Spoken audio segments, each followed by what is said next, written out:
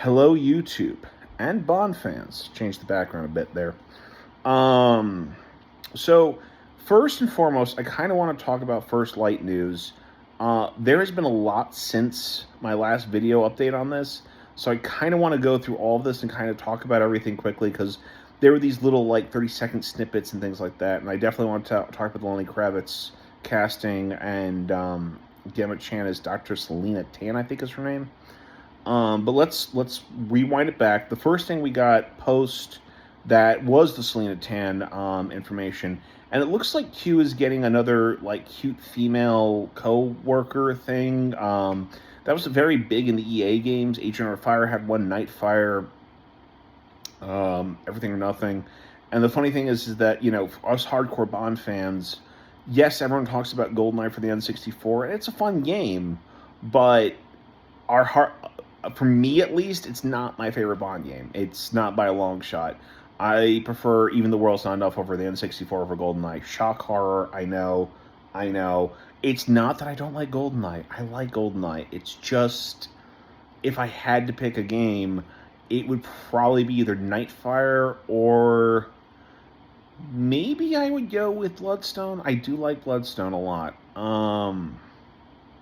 But anyways, moving on. I'll have to do a ranking at some point. So after we got that bit of information, which felt very EA-ish, who ran the Bond games from The World's Not Enough through everything, or no, from March with Love, I'm sorry, was their last game in '05. And then after that, we got this cool little 30-second, like, watch gadget video thing, which is really actually kind of cool. I kind of like that. And, reminded me very much of the sort of the Q Bond scenes from like the Roger Moore era, where Bond would always be like, very novel. We must get this in the stores for Christmas. Love that. And then we had the reveal of the Valhalla, which is the new Aston Martin that Bond will be driving. Funny enough, my wife and my stepfather don't like that car. I like it. I thought it was really cool looking. It looks kind of like almost like a Batmobile to me. Maybe that's why I love it. But I think it looks like a cool car. I'm hoping we get to drive it in the game.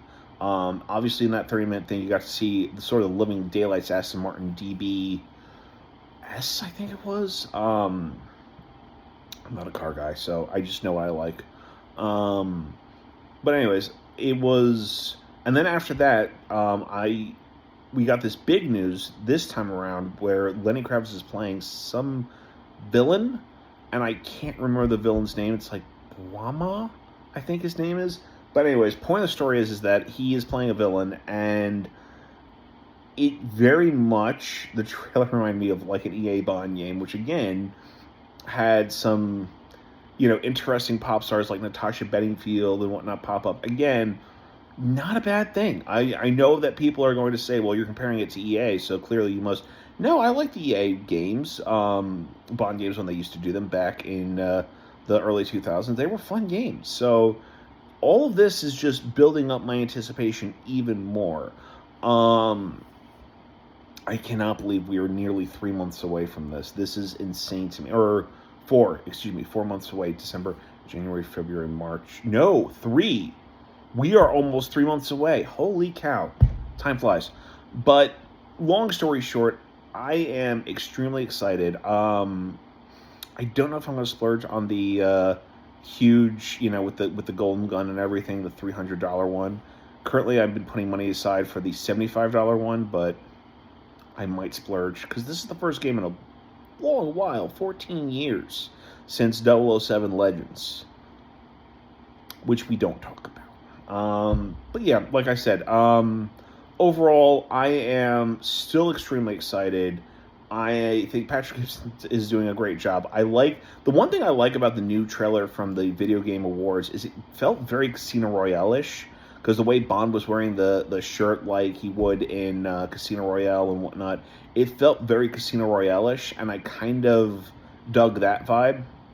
One of the things I plan on doing is actually going through each of the origin stories of Bond. So from what my knowledge is, Casino Royale, the book, Casino Royale, the film, First Light, and Forever and a Day, which is another novel about Bond's first mission, I think those are the only four I can think of. Carte Blanche might be an origin story too. But anyways, long story short, I plan on going and comparing and contrasting them in a future video. But for the most part, I'm excited. First Light, man, we are getting a really good game in March. I am still saying it's game of the year. And with Grand Theft Auto keeps, getting pushed back and back and back, I don't think it's going to be game of the year. I think this is going to surprise a lot of people. This is Bond's Arkham. So you've heard it here. I've said it a couple times on this channel, but I will say it again. This is James Bond's Arkham. This is going to be the game that really gets people to go, oh, I want to play James Bond video games now. This is, and whatever your favorite game is for Bond, this is that. This is Nightfire, GoldenEye, whatever you want to call it. This is that game. So anyways, that's about all I have. Have a wonderful week, and I will talk to you guys the next time I have some more Bond news.